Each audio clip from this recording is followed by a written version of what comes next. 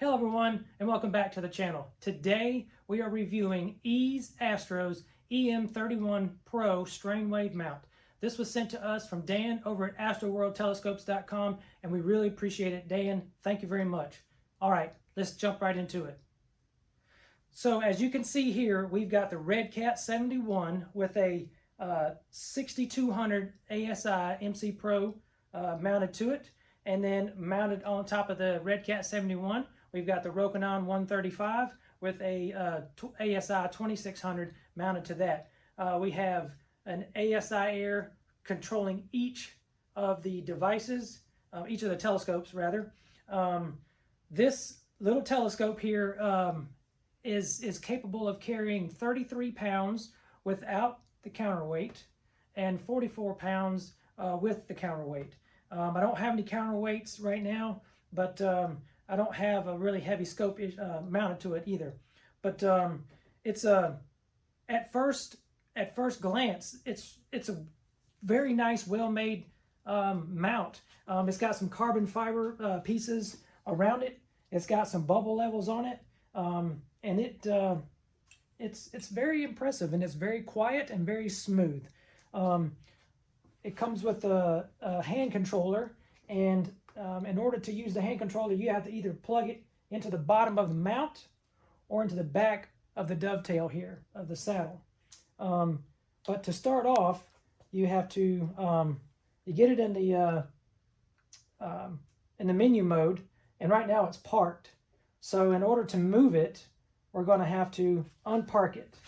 So let me step around here, see if I can show you this here, the menu here.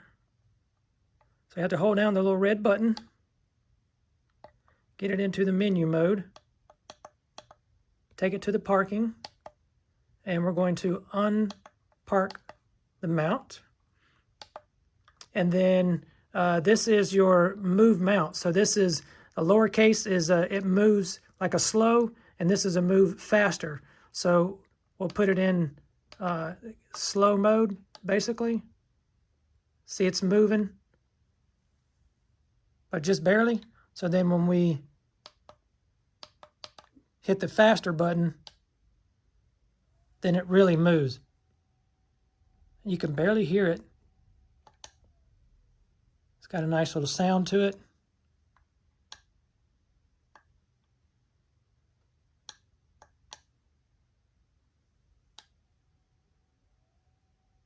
It's really smooth.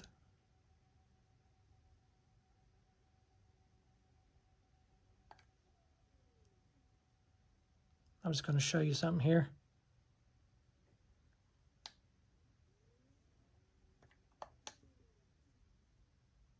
So it's at its limit right there, but right here you can see you got the power outlet in the back of the saddle, so no more cable snags here, and also you can plug the hand controller. You just pull it out and plug it right in here. So let's go ahead and at this point, to get it back to where it was, just simply go down to the parking. Sorry, I know it's kind of difficult to see. And just hit the park button. And it parks itself. One of the really cool features of this mount that I've liked so far is on the very front, and we'll get a close-up here in just a minute. On the very front, you have these two bubble levels. So when this one's mounted on the tripod, it's got a really nice carbon fiber tripod. So it's here now. It's parked. So all we're going to do is unpark it. We're going to hold the button down, go to park, and we just want to select unpark. So now we're free to move the mount. So in the front up here, you've got some bubble levels right here. And if your tripod also has a bubble level on it right here. But let's say you can't get the tripod exactly level. Well, that's going to throw your exact level of the mount off. So what they've done here is they've engineered a bubble level into here. And what you can do is, to get a more precise leveling of your mount, you can simply just look in the window and adjust that bubble level to where you want it. So if that's good there, then you can just control the saddle portion and put it exactly where you want it. And let's say that's perfectly level as far as the bubble level goes. But let's just say that's what we wanted.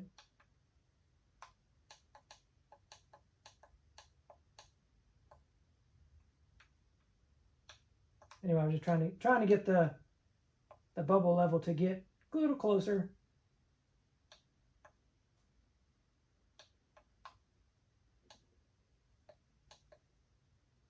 But anyway, you get the point. If that's where you want it, then all you have to do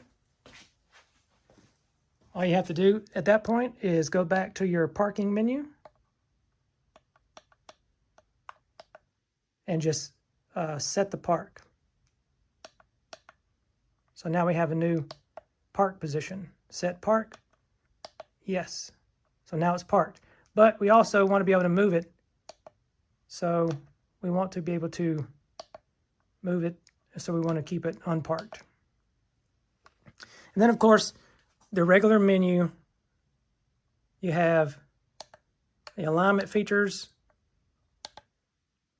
1-star align, 2-star align, just like regular mounts. You have all these alignment features. And you have a sync and also a go-to feature from the mount. All this can be done directly from here.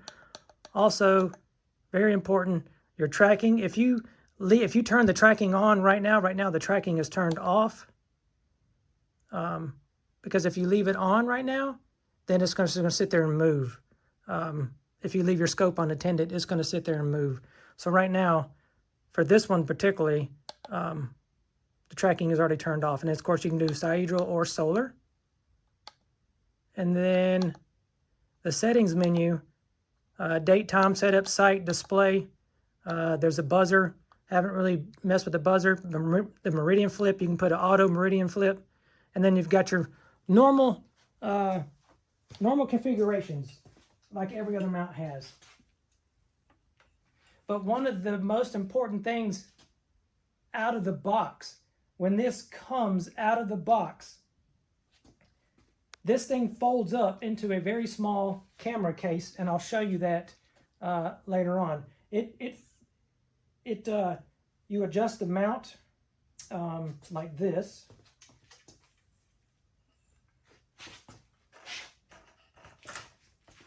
You adjust your mount just like you would.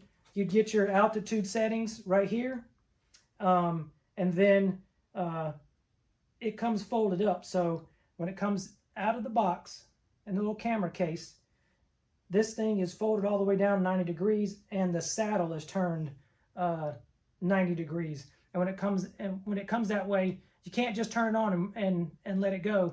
You've actually got to go in to use a tablet.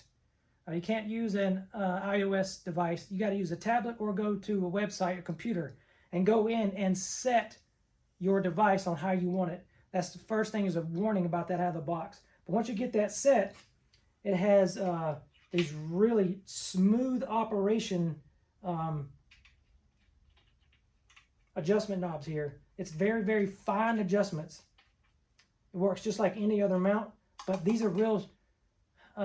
My AM5 mount is very picky when you do the adjustments. These you don't. It's very smooth, so you don't really have to adjust it. Once you set your like we're here at, I think our latitude, our azimuth setting is altitude setting is like 34 degrees. So I got it set around 34 with these main adjusters. Then you can adjust your fine adjustments this way without ever having to adjust this, which is very nice, because the AM5, you have to disengage that. If you were to disengage these, you must hold on to your mount, because when you disengage these, there are these, and I'll do a little close-up later, there's these little devices in here, like little claws, they're jaws. They'll disengage and the whole thing will fall straight down, so you don't want that to happen. But as it is right now, this thing has some really cool features. Let's see here if I can get it. let's see here. Nope. Let's go this way. This mount is not only usable for astrophotography, it can be used in a bunch of different ways. This doesn't come with it, but they sent the kit over, and the kit has a binocular. So if you are into visual use, it's got this pretty nifty setup that comes out to the top. This spins around and it sets up to where you can mount binoculars on top of this. But underneath here, you've got a battery, a watch battery, that you have to install in here, or else once you set it up for the first time, your site location, your park settings, all of that is going to go away if you don't have the battery. So you got to put a battery in there. You don't have to, but you'll have to reset and redo all your settings each time if you don't install the battery. Learned that the hard way. Got to read the instructions. Now underneath here is a little device that's going to, a polar alignment feature you can put into here. And then there's also another little mount that comes out this way, hooks into here. This, of course, this little bar can come off. And then the other attachment brackets that we'll go over for the binoculars hooks onto here, and then it comes up to the top. But this just works like any other mount. You have a direction where it tells you how to mount the telescope, because if you, depending upon whichever configuration you're using, you must point the telescope in that direction, or when you turn it on and it moves around, it'll bang everything up. You don't want to do that. But you got a USB port on the bottom, and you also have a status light, a type, and a switch. So you can switch between alt-azimuth mode, equatorial mount. You can do it that way or by the hand controller. And as I said, you can take the hand controller off and stick it in the back of the dovetail, or you can just do it right here. And it's got a real, it just spring-loaded little clip, spin it around to where it fits, and just push it right in. If I had anything negative to say about this mount so far, it is the way that this plugs in. This particular plug just plugs in like a normal mount. But if it were to, it's not going to get snagged on anything. There's no way to secure this other than the force at which holds the thing in. It just simply unplugs. The mount itself does not come with a power cable, so you have to provide your own power. But on my other mounts, they're on the side, so at least it's got some drag capability. But if this is like this and it gets snagged on something, it could very easily unplug it. I'm pretty sure you could devise a little clip and screw it in to just keep it in there. But that's the only negative thing that I have to say about this mount, is that it's the way that this power mount is. Other than that, I really like it so far. I've used it on a solar. I've used it for solar imaging twice, and I was just able to just take it out, set it down, turn it on, and there was no alignment feature that I was using. I just set it down, faced it basically towards north, and then turned it on and hit go to sun mode, view the sun, and then I just adjusted it to get the view of the sun, and then it started tracking, and it was perfect. It worked perfect. Okay, so let's get this, as I was saying before, you can unplug the hand controller, plug it into the saddle, but let's get it back and then to its regular position. And then we'll go over some of these little features here, a little close up.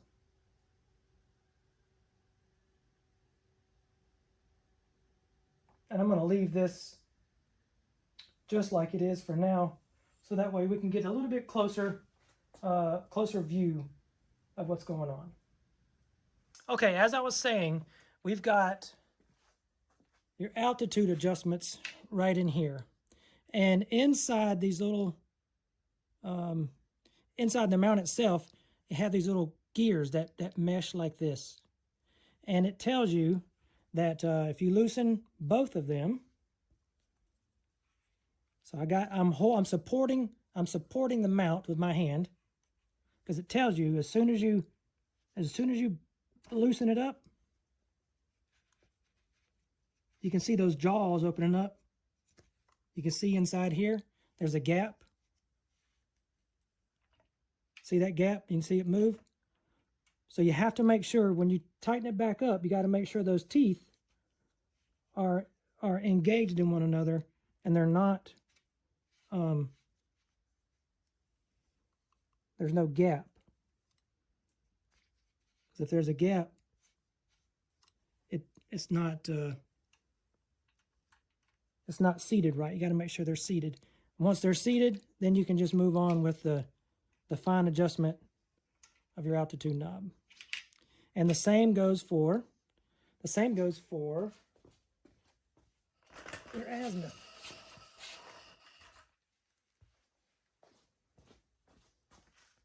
So the azimuth has this little plate that shifts back and forth, and it works like every other mount that I've seen. But this one's just a little different. It's got really, really fine adjustment. And if you go to adjust both knobs, there's such a fine adjustment that you can actually over torque. Like, that's tight, but you barely feel that. You can keep going and you'll put too much pressure on it. So you just got to be careful. It only takes a little bit with this, which it's really nice because it's such a fine adjustment.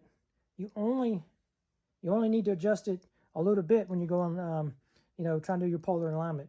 But it makes it polar alignment really easy. I've had really good success on polar alignment with this. All right, so there we have just a quick overview on how the mount operates, the payload capacity, going over some features of the mount. One other important thing is that this pier extension is not part of the package. So if you can get just the mount, but the mount does not come with the pier extension, and the tripod has these built-in. Doesn't have the built-in. I'm sorry, it has a package that you can buy, an additional adjusters, and then we'll go over that in just a second. But overall, ease of installation, ease of tracking, ease of mobility is very nice. It's pretty light. The whole thing is pretty light, especially with the light scope on it. Let's wrap this part up and we'll go over some other specs of the mount. All right, so here we are. We're going to take a little bit deeper dive at the Ease Astro EM31 strain wave mount. All right, so here is a little bit closer look. As you can see, the bubble levels up front I was telling you about here and here gives you a more accurate home position. If your tripod is off a little bit and you can't get it adjusted, then you can adjust the mount and view the bubble levels inside. As you can see, the bubble level rotating right there. They rotate independently of each other. And then there's the good look at the bottom of the mount. Again, there's the battery cover that I was telling you earlier. It takes a battery that goes in there to save the memory presets. And these are your status indicators for whether it's an equatorial mount, azimuth mount, and you have a little switch here to switch it in between. You've got a USB connector here, and then your power port here, and then your hand controller. Sorry, it's all backwards. Hand controller mount right there, and you can either have your you can either have the power connector here or your hand controller here. Just depends on, and there's also the USB connector for your mount. So if you wanted to hook your ASI Air or Stella Vita or whatever type of controller you have, you can either hook it to the bottom of the mount or right onto the dovetail to keep you from better to do it on the dovetail, keep it from cable snags. And then earlier we were talking about how this whole thing sets up, and you can see the alignment cogs in here, and in here. You have to make sure those are together, or this whole mount could flop if the gears aren't meshed right. Then of course your adjustment for your left and right, as you can see there, that's a pretty cool little design they have there. And then of course the base mount for the adapter. But what's really, really cool about this whole piece is that this little mount is about, well, it weighs somewhere in the neighborhood of right at 9 pounds without the dovetail adapter, and then it's right at 10 pounds with that adapter. But it comes in this camera, it's like a camera case. It comes inside this case. This is the case for your mount, which is pretty cool, I must say. And then it folds up and just packs inside of here like a standard camera case. But when this mount is folded up, it fits in this travel case. And then not only does it have a travel case, when it's sitting on the tripod, it has a rainproof bimmy cover. Covers it up. I don't know if I'd trust that or not, but that's what it comes with. But like I say, when you power this thing up, the dovetail piece goes 180, and then you loosen up your attitude adjustments, and it just folds in 90 degrees. So it folds in pretty tight. It has your adjustment screws, as you can see here, for your mount, for your telescope mount. I'm just used to having a single push bolt here, so you're gonna have to do both of them at the same time, or it will go cattywampus on you and get stuck a little bit. But that's not really that difficult to do, but it spreads out far enough to get what you need in there, and it works great. As you can see from before, it has this carbon fiber accessory built into it, so it's kind of like there's a carbon fiber plate there. It's just a little bit of nice polished detail to it. So the finish is very nice. It's just an overall pretty cool looking. Looks like a robotic mount to me, but I like the way it looks and the way it feels. It's very smooth in its operation. Let's take a look at some of the items that go with it. This is the pier extension I was talking about earlier. You buy this separately; it doesn't come with it. And then the tripod has these extendable leg mounts, because the tripod in itself, it doesn't sit off that high off the ground, but then this goes right onto it. But then as an extra piece, they have these little adjuster screws, these little adjustments. So if you're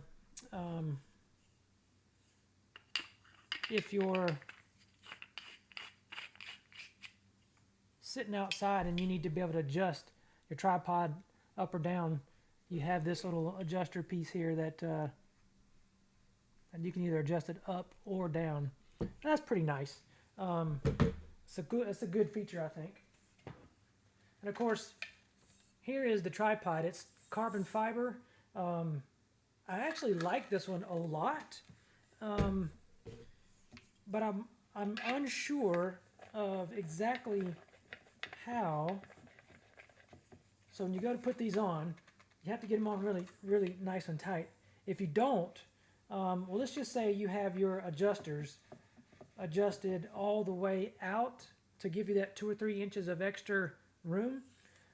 The connector piece inside here wobbles a little bit. So with a light scope, that's not so much of a problem. However, if you're using a heavy scope, I would recommend having these things adjusted all the way down, and locked in place, so that way when you go to move it, this whole piece doesn't flex. But I've noticed with at least a 30-pound load on it, it will flex a little bit. And then when you go to move the, I've never had a tripod like this before where you have this metal piece inside here. It's always been a fixed piece. But what this does is it allows you to just quickly collapse the tripod and go. And it's really light. It's not that heavy at all. It's just a few pounds. So the tripod overall is really cool. It does have that bubble level that I was talking about right there. But what you do want to do is you want to be very careful when, as you can see, put a band-aid on because I was trying to hold on to these threads in here. These threads, they're a little sharp. But basically, you have this little bolt here, and this piece, just set it down right on top, push in on it, push up on it to get it started, and it locks itself in. So that's locked. Then go ahead and lock down your pier extension so that won't go nowhere. And I'm just going to kind of just roughly put this together. Alright, and then now this piece pushes up and down, so you'll have to push up on it to get the threads to engage in this piece right here. So just set that piece down on there and push up at the same time.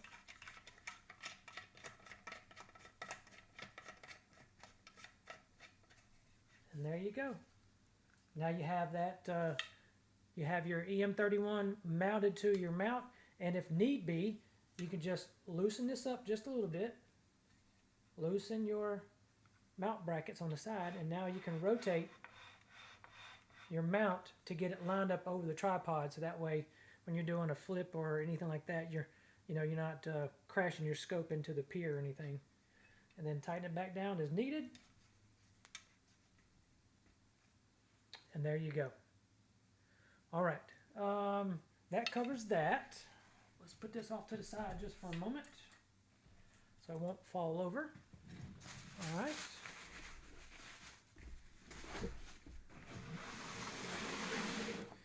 And it also comes with a really cool bracket that I don't know. I have not tried to install yet. And I probably am not going to install this because I don't have a binocular set on how this a binocular set to install.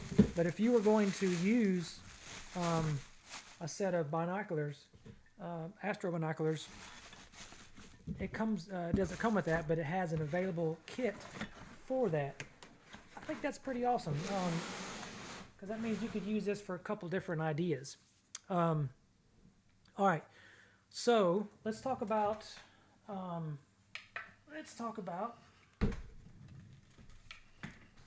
the counterweight. So if you have, just like any other mount, you have a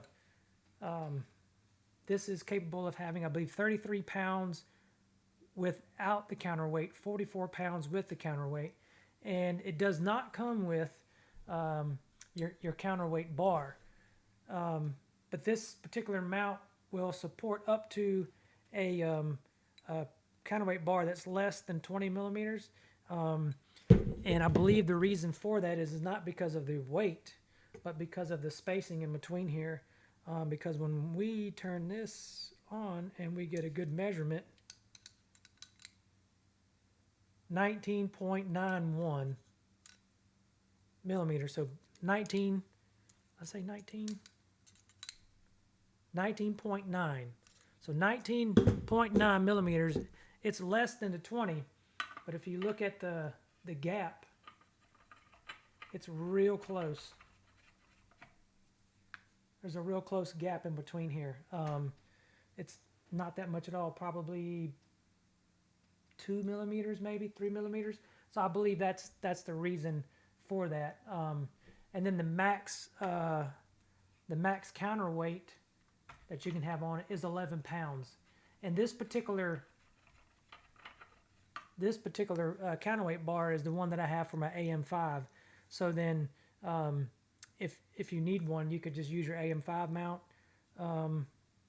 counterweight bar, and the counterweights that you use with it. It should fit.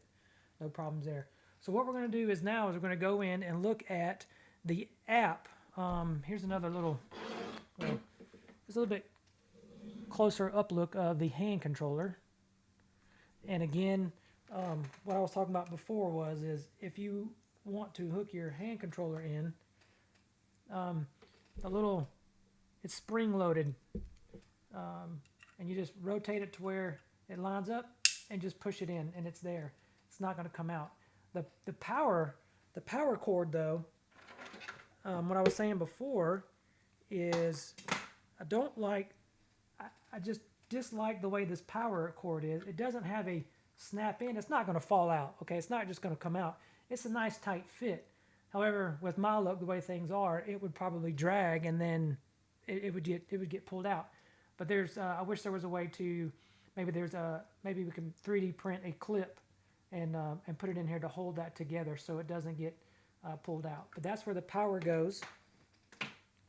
Or you can just disconnect this, and then in the back side of the back side here, it can go into the dovetail piece. But I'm not sure if you'd really want it there or not. But I have not tried to operate the mount. Once the mount is set up, I have not tried to operate it without the hand controller. I'll probably try that next on the next thing that I do. But what I want to show you is that when you take this thing out of the box, there is a warning that says when this thing is all folded up and it needs to be set up for the very first time, you have to use an app, whether you use an Android. I was going to go get my Android tablet out. Whether you use the Android tablet or you use a website. Can't use iOS on it yet, but all you have to do is go in and put a few things in there. And that's what we're going to do right now. We're going to set this up, so just stand by. Okay, so now we have power turned on to the mount. And again, the mount does not come with a power adapter, so you're going to need to use one of your other mount power adapters, or you can use there's a plug in here, Aptura's all-night battery power system. This is amazing box right here. It works like a champ. I use it all the time, and I even use it for other items, not even for my Astro gear when we have power outages. But I can't say enough about the all-night power supply from Aptura. If you don't have one, you should get one, or get yourself something like it, but I love mine. All right, so if you notice here on screen, you must do this prior, when you take it out of the box and you turn everything on, it tells you there's a note, a warning. You have to do this before you use it. If you don't, you could crash your scope and bang it up on the side. You don't want to do that. There's 2 ways to do it. Actually 3 ways. You can go on to a computer we are right now and pull it up. You have to power up the mount to get the Wi-Fi going. You can go to a computer, do it that way. You can go to a tablet, or if you're on your smartphone, like an Apple phone, there's no app for it, but on the tablet there is an app. So a Samsung Galaxy tablet, there's an app for it. You download the one-step app and you're good to go. But if you're going to use an Android, all you're going to do is you're going to go to the directions, and they'll tell you to go to 192.168.0.1, and it'll pull up the web address for the scope. There's 2 web addresses I need to go to, but this is the one the other one didn't work, but this one works just great. But anyway, those are the ways that you get in there, but you must go in there first and do that. It gives you a status of your scope, gives you a lot of different information in here, but one of the things you're going to have to do is, one of the things you're going to have to do is go in here and set up your scope. And it's going to tell you find home or go to home for your park. You're going to have to set these up. So you're going to have to turn these off, just like before with the hand controller. You have to unpark the scope and find your position. And this is where, once you do this, if you don't put the battery in there first and you set all this up, as soon as you turn it off and move it outside, or if you're already outside, you turn it off, turn back on again, you got to reset everything up. So make sure you put the battery in and then do this setup. But you'll go through, you'll find your own home position on how you want it, and then you can set your park position, and you do all that right here. And you can move the scope accordingly for right here. This kind of gives you just more stuff in here. You can download and pre-select your catalog items in here, your periodic correction status in here, like every other mount has. Just some more different settings in here. Slew speeds. You can get to those slew speeds by your hand controller or via the web address or app. It has a buzzer on here, but I've turned the buzzer on and I haven't heard the buzzer go off. You have a meridian flip, pause at home, and what that means is it's not going, from what I've learned, is it's not going to pause while you're at the home position. In other words, while you're at your home base. What that means is at least what I take it as, because that I've seen during the meridian flip, is while this thing is tracking through the night sky, and then it gets to this point to where it's going to have to do a meridian flip, when it goes back to do the flip, it pauses at the home position for just a second, and then continues on over to the flip, which I kind of like, because if there's a cable snag, you have a chance to catch it rather than it just keep going through its system. But it'll only pause just for a second there. You set up your site for latitude, longitude right here. And then, of course, on the Wi-Fi, you can configure your own password. It comes with a standard password here. But you can do all that setup. Once you get this setup done, then you're good to go and move on forward with everything else. All right, so we've already set everything up for the mount as we saw before. So we're not really going to go through the controlling part again, but you could there. So that's that portion. And just pause with it for 1 second here. So that was a quick overview of the run through of the mount and how it's set up, and then of course how to access the online menu in order to get your setup finished so you can get underway.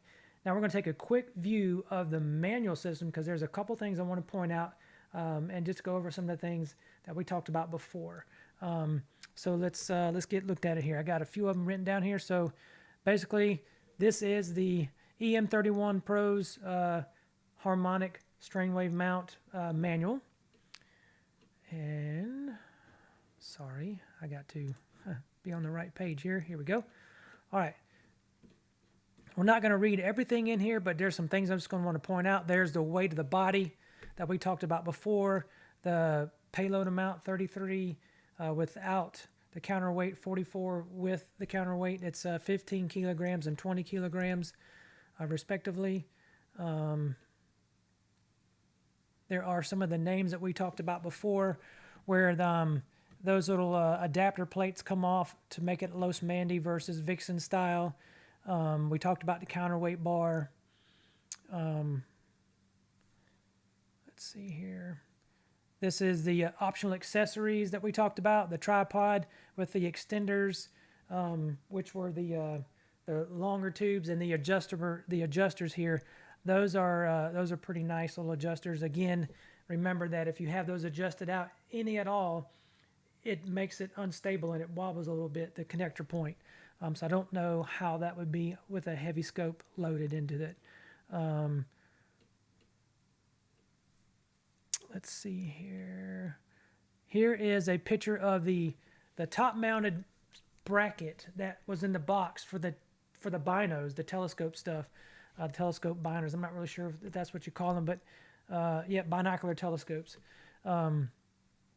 that seems pretty cool and a cool feature. I just don't have anything. I don't have anything like that to test it with, but that would be pretty neat to check out. So I just wanted to point that out. And then this is the equatorial mount for the home position, and there are the bubble levels that I was talking about in the front that we looked at before. I haven't seen a mount yet that have those on there that I've dealt with, but I kind of like that feature. I really do. You can get a little bit more accurate of a home position rather than just trying to set it up as a feel. So I like that. Let's see here. So I'm just skipping through here, looking at some of my notes here, just kind of catch some of the ones that I want to quickly discuss. All right, so again, we talked about the alignment of the cogs of the actual setup here. So we don't want to have those when you're setting up your altitude position or your elevation. You want to make sure that they're lined up before you tighten the knobs down for your altitude. And of course, again, here it shows that they are lined up and they will mesh together once you set up your rough adjustment. And then when you get it set up, you can tell that this is the correct way to do it so they mesh together, not meeting each other like this. If you were to tighten it down, I would imagine when it moves, it's going to have a lot of give there and it could mess those gears up. So you don't want to do that. You definitely want to make sure that that's correct. There's that spot earlier we talked about in the front for an adapter piece if you want to for a polar alignment scope or even some other accessories. And then again, the Los Mandy bracket that comes off. If you put the little tiny brackets on for the Vixen style, take those off and it'll work for your Los Mandy style adapters. And then, let's see here. There's a lot of good information on this scope. We're just going to cover a little bit of it. And here's a picture of what the binos would look like if you had them. I think those are pretty cool. I'd like to try that. So if anybody out there who has a set of these and you'd like to have them reviewed, send them on over and I'll try them out with this mount. That looks pretty cool. I've never seen anything like that before. Never tried anything like that before, but I think it would be pretty cool. So it talks about how to do all that and how to switch it back and forth. Let's see here, skipping right along.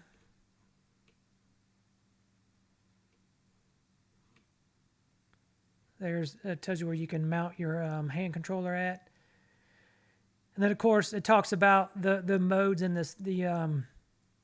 There's a light underneath there, and if you want to look down there, you can see. It tells you what status it is, whether it's in alt-azimuth mode, equatorial mode, and it tells you can switch between the two by pushing a button or look and see what status it is, what color light it is. There's some more accessory adapter pieces, and somewhere in here is the battery. Okay, so this is the battery replacement. It doesn't come with a battery that I know of. This one was shipped to us without a battery, but you'll want to put a battery in there. It's a CR1220. It's very inexpensive off Amazon, and you can buy, it's like $3 for a packet of like 10 of them. I don't know why you need 10, but it's just cheaper to get that many. But I have turned it on and I've used it and set it up without the battery, and then when I went to go do it again, I had to redo all those settings. So don't do the mistake that I did. Spend the $4, get that battery, put it in, then set everything up. It'll save you a lot of headaches, trust me, in the long run. And then, as you can see, we just went through, the online setup. And this is where it tells you to go into the powered on, look for the hotspot. It gives you two addresses, whether it's the 192.999. That didn't work for me. I did the 168.01, and then it worked perfect. It talks you through this setup here, and I would just suggest following these instructions verbatim to get your stuff set up just right. And you shouldn't have any problems. It walks you right through the setup, block by block by block. I glanced over it and tried to set it up, and then I couldn't get my home position or the park position worked exactly right. And it's because I was missing one little small step in here, and it tells you in here, hey, note, make sure after setting the 0 position that you need to click on tracking once again to start the tracking. Well, you also have to click on it to start it to set your new park position and uncheck it. It's different from the way this works on the hand controller. So the initial setup has to be done here or it'll make you pull your hair out. But if you read the instructions, you won't be pulling your hair out. All right, so let's go to that part. And then, of course, there's also Bluetooth. You can also do this Bluetooth if you have an Android system. But again, I don't have an Android. I have an Apple version, so I have to go to the website. So if you use an Android phone or an Android tablet, just turn on the Bluetooth. It'll work just fine. And then here is a quick close-up view of the hand controller and how that works. I know that we talked about that earlier, but here's a close-up view of it. We have a go-to menu. I'm not going to go through everything in here, but there's a tracking menu. Everything is explained in here verbatim on how it works. And that is just a quick overview. All right, so we just covered basically everything for the mount as a quick overview on the operation, on how it works, the accessories, how to get it programmed for the very first time. And now we're going to take a quick look on the tracking and then take a look at an image of the Optolong, the row. I don't say that right, but we're going to take a look at the row with the RedCat 71 and the Rokinon 135 that I did a test picture of and test the tracking on this. I did, however, use it before doing some solar work, and all I did was take it out, basically take it out of the box, set it up, put it down, turned it on, and just rotated it to find the sun, adjusted the knobs to get the sun in the picture, and it tracked the sun perfectly so I could take some pictures and do a little bit of time lapse. So that worked perfectly. But let's jump into PixInsight, and I'll show you what I took the other night. Okay, so here we are. This is the Row Optolong, and we are using Ease Astro's EM31 Pro strain wave mount. This is our first test for this mount, and as you can see here, it's guiding. What was it, 0.88. We just did a meridian flip, and here is, as you can see, this is what we're looking at right here. We're doing there's 31 of 80 5-minute images, and they look pretty good. This is the RedCat 71, so it's not looking bad. Sorry, I'm just sitting there just surfing around here using the 6200. Not bad. Not bad at all. Oh, another image just coming through after the flip. So now it's all backwards. There we go. Star cluster looking really good. All right. Well, I'm gonna go to bed and let this thing continue to click away, and hopefully in the morning we'll have a good data set to stack. So I'll see you back inside, and we'll stack the image. Okay, so here we are in PixInsight, and we're going to go over the Row Optolong. I can never say that right. The row that I captured with the RedCat 71 and the Rokinon 135 mounted on top of the EM31. So here we go. Let's just take a look. All right, so here's the RedCat 71 data that came in, and there is This is the, it's been stacked, but there's been nothing else done to it. So we'll just do a quick auto stretch to it. So there it is there. Let's turn that off and let's just do a real quick, just nothing really special, just down and dirty. Take a look at the data. We're going to do a Ease Astro automatic background extraction. And we'll take a quick look at what it's got here. Takes just a second, so bear with me.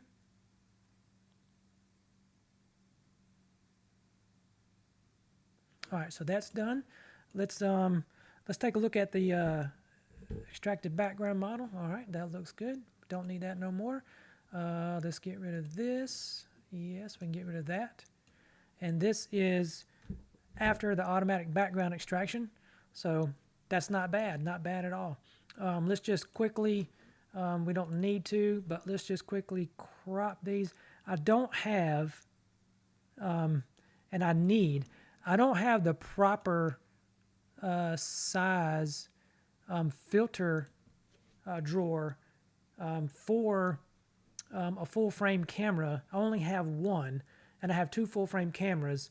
So one of the cameras is going to suffer more than the other, but I don't have all of the things I need to get a full image circle with this, so that's why you're seeing that here. But no big deal. It is what it is on that, and it still took a great picture here. So let's just roll with this real quick. So that's right out of the box, just the standard. This is right at 4.2 or 4.3 hours. It's 51, I believe, 51 subframes at 300 seconds. So 5-minute images, 51 of them. And this is what it looks like when the RedCat 71 right out of the gate. There's no star trailing. The tracking was really good, and I was really impressed with the tracking and the meridian flip of how it picked back up. But this is just plain out of the box, ready to go. So let's take a look at if we did a quick blur exterminator, correct only. And then once we do this correct only, then we will do a just a noise exterminator, just to kind of give you a preview of the pretty colors. Now, there was a filter involved in this, and I used Optolong's L-eNhance. I used the L-eNhance on the RedCat 71, and I used the Optolong L-Quad on the Rokinon 135. And there's a difference. You can see a huge difference in those two filters on this target, and I didn't think that would actually be a difference. So there's a quick correct only, and let's do a noise exterminator. Even though we haven't stretched the image yet, it'll still give you an idea of what it looks like. But I'm pretty impressed with the amount overall of only using it twice. We've had weeks of, ever since the mount showed up, I've had weeks and weeks of rain and clouds. It's been difficult to get anything tested. And to be able to squeak out 4 hours in between the clouds and stuff for this test, it's just truly amazing.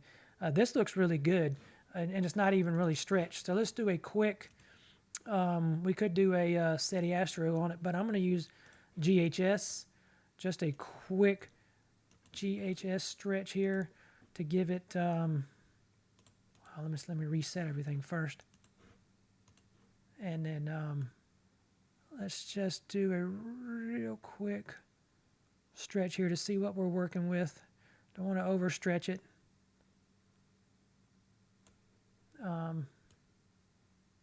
That looks pretty good there. And let's put a little, just the black point, put the linear down a little bit. Just taking a note of the slider here. All right, let's go with that. Let's just do a really quick stretch there. I like that. That's good. And let's put a little SCNR on it, get rid of the green. All right, so that's good. And then let's just do a small curves adjustment here. Boost it up just a little bit.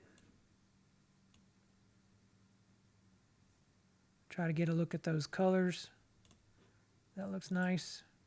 Maybe just a touch of saturation. All right, not much at all. There, just a real quick adjustment there to look at the row from the RedCat 71 with the Optolong L-eNhance. This is just over 4 hours with the meridian flip, and the detail is really nice. I've never imaged the row before. I'm not sure. Yeah, I'm pretty sure I haven't. But that's pretty spectacular with the 6200 hooked to the RedCat 71. Pretty impressed with the tracking overall with the mount. It looks really good. So that is the RedCat 71 with minimal stuff done to it. Okay, so let's put that over here. Now this is the row with the Rokinon 135 and the 2600. Excuse me.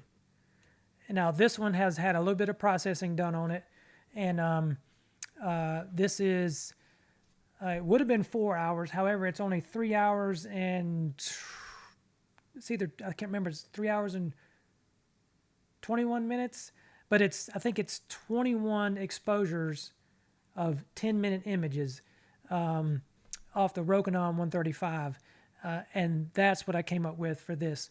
It was also during a meridian flip, but I think it turned out spectacular. I'm not sure why the Rokinon does the little star spikes like that, but I think it's pretty cool. It looks like the sun.